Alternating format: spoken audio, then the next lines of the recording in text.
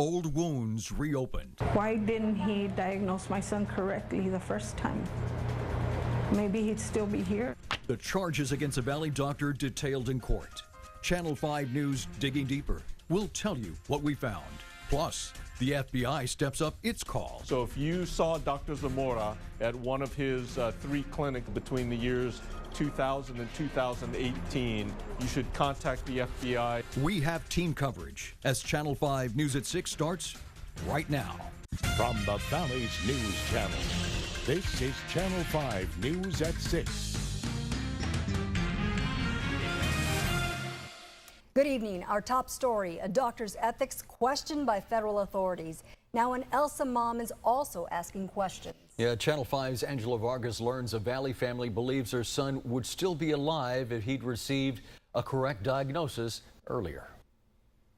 1992 to 2004, that time span, 11 years. That's how long Thomas Rodriguez lived on this earth. At 11, Thomas Rodriguez was the baby in the family. His birthday's in August. This year, my granddaughters want to have cake and stuff for him. Thomas was feeling sick. His mother and father took him to the family doctor. Our son's legs were swelling and bruising. They were referred to Dr. Jorge Zamora Quesada. He told us that he had lupus. So from there, he gave us medication to give him. And the medication was for adults, and it was an adult dosage at the time. Nancy and Merced Rodriguez say they trusted the doctor's prescriptions. I would force my son to take it because he didn't want to take the medication. But to us, lupus was something serious. The medicine wasn't working. I switched doctors because nothing was getting done. He was swelling more. He wasn't able to walk anymore. He would drag on the floor. My husband would have to carry him. In 2004, they found out the worst. We took him to the emergency room. That's where we found out it wasn't lupus, it was leukemia, what he had. And the medication he was on, he was never supposed to have taken it. The family went to San Antonio for Thomas's treatment. He died 2 weeks later.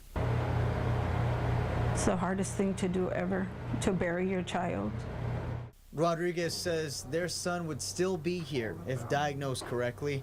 Thomas's older brother could have saved his life. He was actually a match, a donor match for his brother. For his bone marrow. But they were twins. At the time we found out that he had already passed.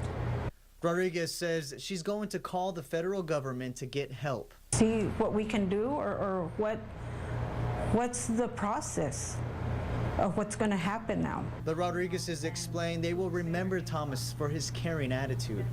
Our son was a very fun-spirited child. He never liked sadness.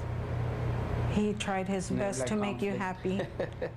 Now they wait for some type of closure. Thomas Rodriguez would have been 25 this year. The family hopes the federal agents working this case can bring them some closure through justice. In Sebastian, Angelo Vargas, Channel 5 News at 6.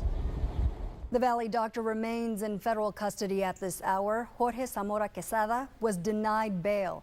He's charged with 1 count of conspiracy to commit healthcare fraud, 1 count of conspiracy to commit money laundering, and 5 counts of healthcare fraud. We learned Zamora has family in Mexico, another reason the judge denied bail. Zamora's trial date is pending.